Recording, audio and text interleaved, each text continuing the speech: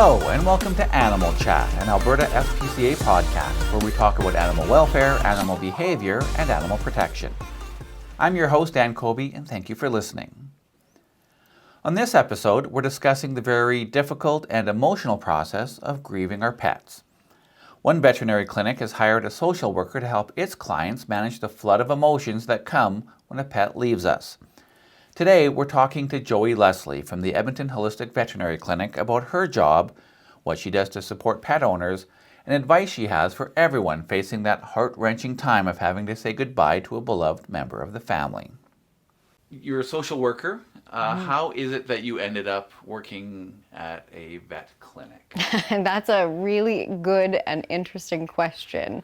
I had no idea that a vet clinic would ever employ a social worker, and I never even considered that veterinary medicine would have social work within it. So what actually happened was I had my own animal experience, so animal death experience. I had my heart dog, he died, and I was just not, it took me a long time to get over it. And in that, I was sort of thinking, I'm a social worker, I'm a mental health professional, and I can't be the only one going through this. Eventually, probably in a month or two, there was a post that actually came up online, and I wasn't actually looking for a job at the time, but I had a friend send it to me and said, I thought of you immediately. And it was a social worker in a vet clinic, and I thought, is that really a thing that we can actually do? And then to me, it just made sense. It just absolutely made sense to me. And I applied, and I was the lucky candidate in getting the position. So going back to your own experience, what were you feeling, and what were the challenges you were facing as you tried to grieve the loss in your life? Yeah, that's a really good question. I was feeling everything. I felt guilt. I felt shame. I felt blame. I felt like I should have done more. Why didn't I know? I felt empty. I felt lonely. And it was super hard to come home every single day and not be greeted by this little dog that I loved so dearly. So there was a presence in my life that had been taken away, and I didn't know how to live without him, is basically how I kind of looked at it. I learned how to live with him, and I had to learn how to live without him. Before we explore that a bit, are you able to share a little bit about that experience, what happened? It sounds like it was a little bit unexpected. It was unexpected. He was starting to have I think they were little seizures. It wasn't really anything. I noticed it. I took him to the doctor. The vet said it could be a couple of things. We can do an MRI, but it'll take months to get involved in that. And, or we can just wait it out and see what happens. I wasn't seeing them very often, so to me it wasn't really that big of a deal. But he was 12. Almost 13, and in the middle of the night, he started having a seizure. It was 1:30 in the morning, something like that, and he started having a seizure, and he wouldn't come out of it.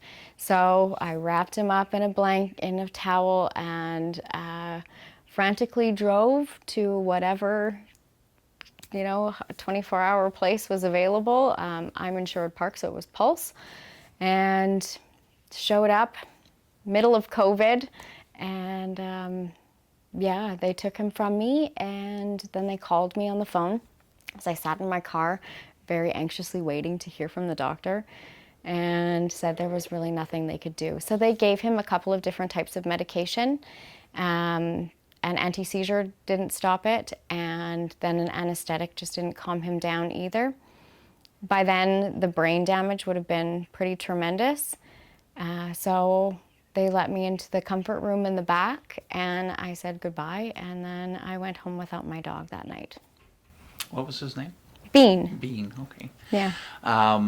And obviously that's where the suddenness of it was obviously a big factor in how you were feeling. Yes, exactly. And what happened is about a year prior to that, I had another dog with my with my ex-partner, whose name was Mocha, and she was having strokes. So she had 2 or 3 different strokes kind of back to back. And so the humane way to say goodbye was to elect euthanasia. So I had both of those experiences where I saw a decline in the quality of life of a being that I loved so dearly. And then I also had the experience of tragic, traumatic, middle of the night, nothing we can do. 2 very different experiences, but with a similar result, obviously. Yes, yeah. So now you are here at a vet clinic and you are helping others as they manage their feelings, their grief. So just explain how those days look. What are you doing and how are you helping people? Great question. So there's a few things that I do. When there's a euthanasia, I will reach out to the people a day or 2 afterwards, just letting them know that I'm here. And if they need a place to vent, to talk, to share. I love hearing stories about other people's animals. It's one of my favorite things. And I love being available to people to be able to hold space for people to feel however they need to. And so I just offer that as a way for people to come in and share. We can talk over the phone, we can do it over email. Sometimes people are not that comfortable speaking. Sometimes people are not comfortable being face to face. So whatever works for another human being is how I kind of just approach it. I am also sometimes asked to be a part of euthanasias or those conversations that happen up until that moment. Even today, I was sitting in a conversation about quality of life. How do we know? So talking about anticipatory grief, talking about, the humans that are the humans of that animal companion are the experts in that particular animal. And the vets that work here are the experts in animal medicine and health. So together, we can come together and help support that animal in the best way possible. We're at a point in society where pets have evolved to be more than just a pet. They are family members, and so I think we've probably seen how people manage these situations evolve over the last few years as well. And so I would think that we see people dealing with more grief than maybe they did 30, 40 years ago, or when their families had pets when they were young. I think so as well. And I think there's actually just a different way of approaching it, I think there was still that connection that happened 30, 40, 50 years ago. I don't think it was acknowledged in the same kind of way. But the practices for euthanasia have also, I feel like, have changed a little bit. Or people are more willing to put the time and effort in instead of euthanasia being the first option. Really the last option for so many people. Yes. And as so you mentioned about the feelings that someone will have and quality of life of the pet leading up to that difficult decision. How do you help people manage those situations? What if someone was asking for advice saying my pet's getting to a stage, geriatric stage, where I might have to make that decision, what type of advice would you offer? I would tell people, and I do tell people, that they know their animal the best. And that intuitively and internally, people know the answer. Sometimes we just don't want to make the decision. So if we're not ready to make the decision, then that's okay. If we're ready and we feel like our animal isn't, that's okay too. It's really up to whatever works for the family, whatever works for the person, and then how the animal is doing. Are they having really lots of bad days, like lots and lots of bad days? Or are they having good days in between? What do those days look like? Are we changing our entire life and restructuring it around that animal so that they can have medications? Or if they have mobility issues, when is enough enough? I can't answer those questions for people, but I can ask those questions for people so that they can start thinking about, you know what, maybe it is time. And when you do raise those questions, do you see people in the process going on in their mind kind of come out and maybe the realization that this is maybe the right time for the animal as opposed to themselves? Because we're never really ready. No, exactly. We're never really ready. And we don't want to make that decision. Like, nobody wants to make that decision because it's very difficult. Unless it's hard and fast and something that we absolutely know, like a traumatic event, and we know that there's nothing more that can be done, then we feel okay about that decision. But when it's sort of this quality of life, are they doing okay? Are they not doing okay? There's a lot of grappling and going back and forth. And that's normal. That's a normal part of the grieving process. So it really is about having those really open and honest discussions with families, with partners, even with the animal. Sometimes I just say to people, have you talked to your animal? Have you asked them how they're doing? Have you asked them if they're, involve them in the process of letting us know when they're done? And how do you get the answer from the animal? Obviously, they're not speaking, but how do you read what they're trying to tell you that they can't with a voice you could if you were talking to a person? I just tell people that they're the expert in their animal. They know. We all know our animals inside and out. We know when they're having good days, when they're having bad days, when they're stressed out, or if something is wrong, we just walk around going, what's wrong, what's wrong, what's wrong? So I think just being able to say, if you are ready to go, that's okay. A lot of what you're doing is probably validating what they're already thinking, but they just need someone else to say you're on the right track. Yeah. And I think as human beings, we want somebody to tell us it's okay. However you're feeling is okay. Your decision, whatever you decide to make, is okay. Just all of that validation, like you said, but also that they're not alone in making these decisions. Other people go through it. We've been through it. We've seen it. People are not alone.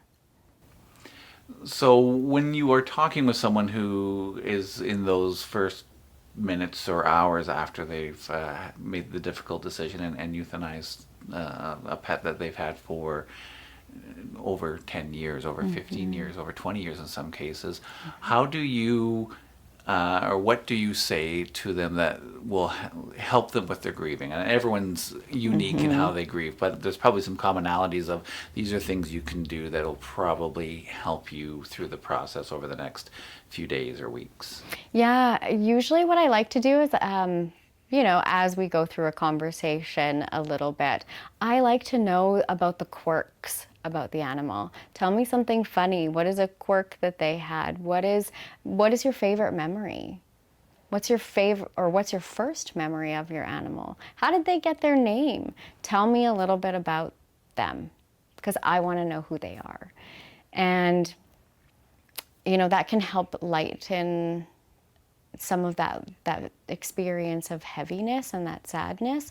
It can also help us get connected to what we loved. Because the amount of grief that we feel is the amount of love that we feel. So when we can get back to the positive and the thing that we loved and what we loved about them and how unique they were and what their personality was like, that can help us through the process a little bit. Moving away from the negative that you're currently feeling to remembering them for who they were when they were at their best. Exactly. And some of the conversations that I have are, your relationship, your 16-year relationship or your 20-year relationship is not based on today. It's based on 16 years or 20 years. So think about those things. When people really struggle with grief, because I've done it, I know what it's like. It can hit all of a sudden. I tell people, think about, can I feel this right now? If you're driving on the hen day, maybe right now is not the best time to feel that incredibly intense wave of grief.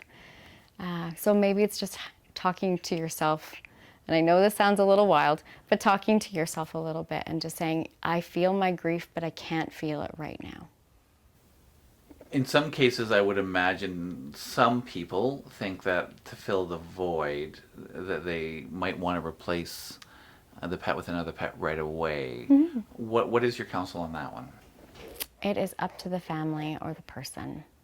I don't think, personally, I don't think it's a replacement. I think it's an opportunity to share more love and more light to another beautiful being that needs it. If a family is ready or if a person is ready, that's great. If they're not, that's okay.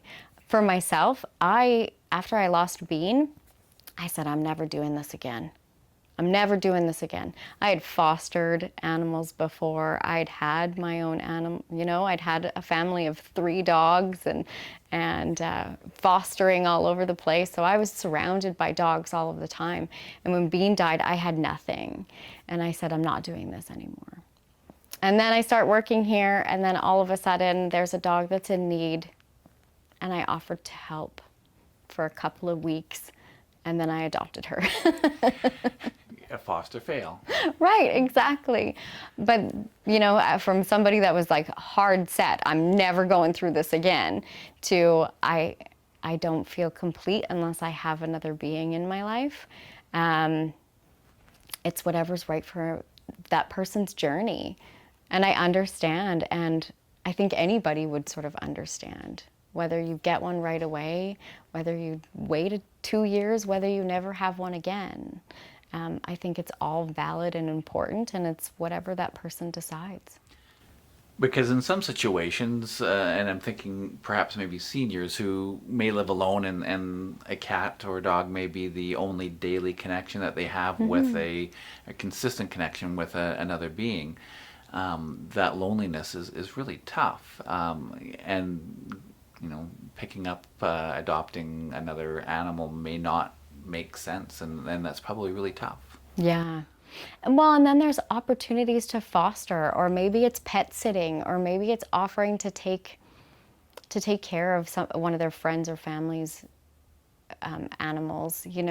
There's lots of different things that people can do to stay connected to animals if they don't even want to own one again, and that's okay. Sometimes I think when we're going through really tough grief, being able to support maybe a friend or family by saying, I can take, Jack for a walk today. You're getting what you emotionally need without what it ends up being a 10 to 20 year commitment if you do get another pet, which not everyone can necessarily do if you're, depending on your living circumstances, and perhaps you're at a stage in your life where you can't necessarily plan that far in advance. Exactly. And there's lots of opportunities to volunteer with organizations that work with animals, whether that's fostering, whether that's walking dogs, reading books to some of our animals that are, in kennels or things like that. Just being able to offer whatever makes sense to that person for their journey. Just being able to offer something back to the community sometimes is just what a person needs. Maybe it's even just writing a check to be able to say, I can't do anything physically, but I can support in this kind of a way. And I did that for a while as well. When I was without Bean, I couldn't imagine bringing another animal into my home, so I donated to some organizations that help animals in ways that I care about, or the foster organizations that I worked for. I gave them money. And that was something that was therapeutic for you? Right, because I gave it to them in Bean's name. When people are dealing with grief, in particular of a pet, do they sometimes struggle to have the people around them understand the level of grief that they're feeling, that, people may not understand how important this animal was to their life? Yes, absolutely. And you know what? I've noticed, what I've learned actually from working here, is that the experience with cats and cat owners is so different, because what you see when you go to visit your friend who has a cat, the cat might come and say hi and then run away, or hide underneath a chair the whole time you're there, or whatever that looks like for that cat. That relationship that happens between that cat and that human, that friend of yours, is an intense bond. And we don't see it because the cat doesn't allow us to see it, because they've chosen their person and that's what they want. Sometimes we see it, but we'll never fully understand what another human is going through because we're not with them 24/7. And this is where having a social worker or just anyone to talk to who understands what you're going through is so important. As we're talking, I am sensing that the most important part of your job is just being that person who can listen and understand. Yes, exactly. And just to say, here's a couple of strategies that may work that you might want to try. Or do you have a place that you can feel like you can connect with? Sometimes it's about drawing people to the resources that they already have in their life and connecting with those. So how do we connect you with them? In what way? What might come to mind when you say that? I think sometimes, it's about, are we connected to a church community? Are we connected to some sort of group where we can actually go and be honest and open, or some interest group that we can connect with people in something that means something to us? It doesn't even have to be about our animal. It's just being about connected to other human beings, because grief is really lonely.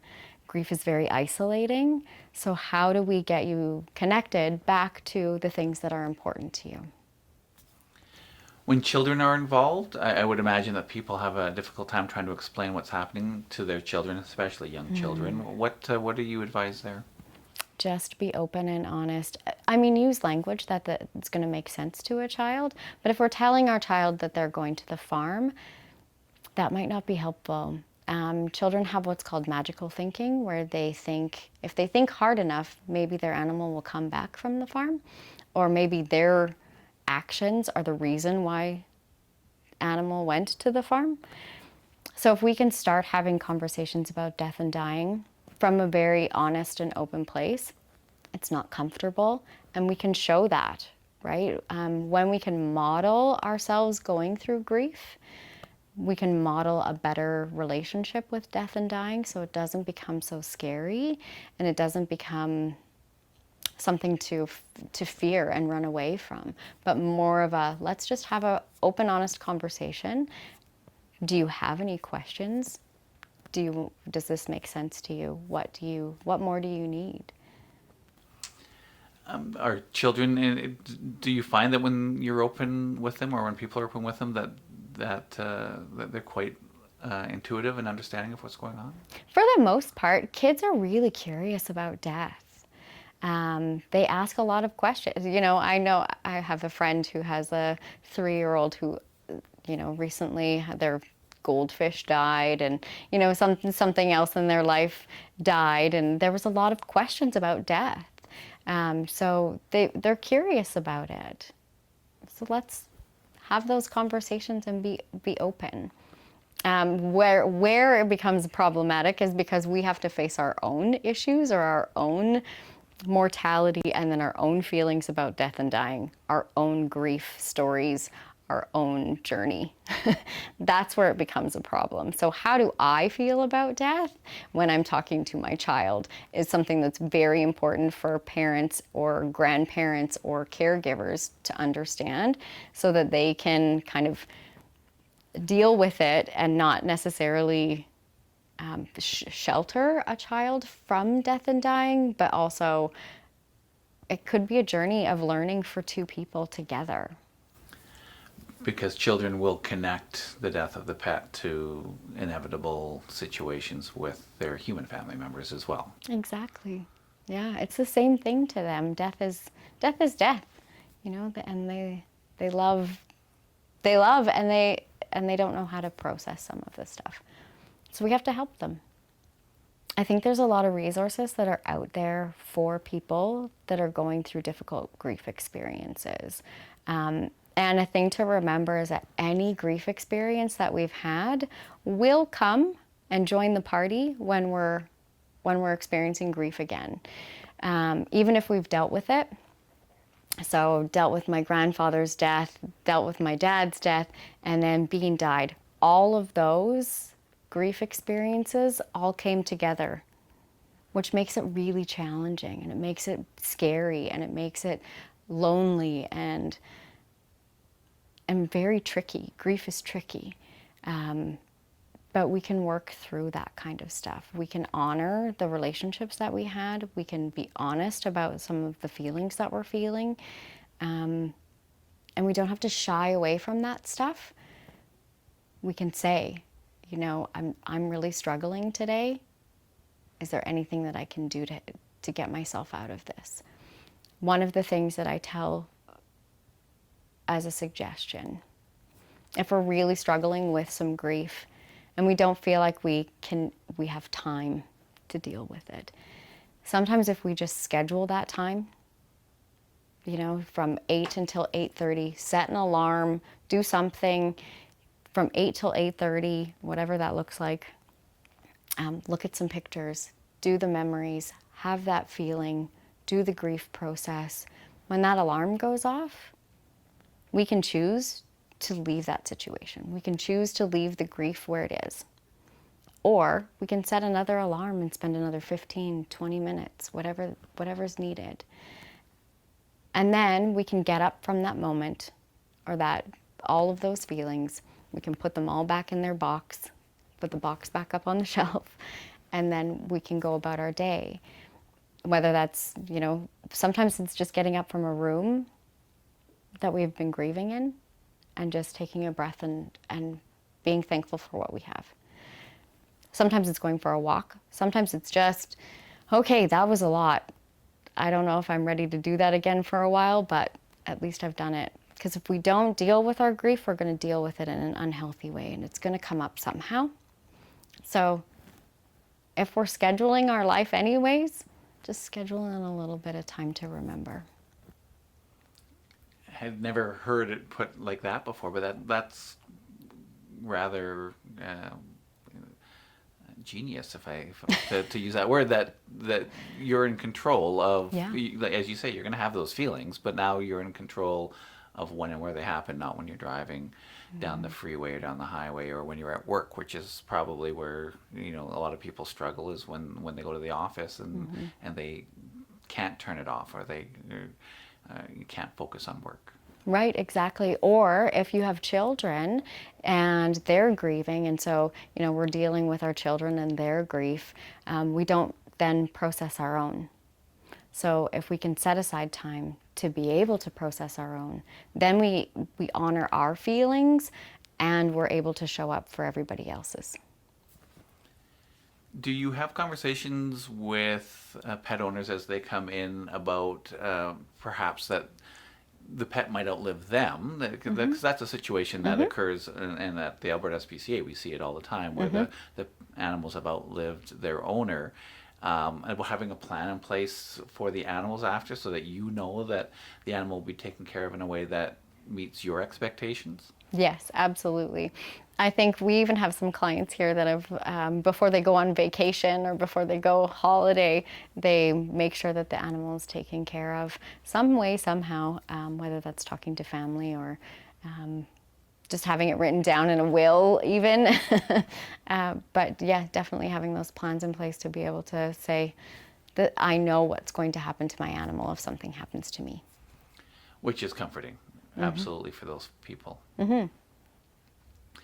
Well, Joey, thank you so much for talking to us today. This has been a great conversation, and hopefully the people who are tuning in will take away some good takeaways from this, as we all do. If we're pet owners, we face these situations at some point. Yes, we do. And so thank you very much for allowing me to share, and I really appreciate your time, Dan.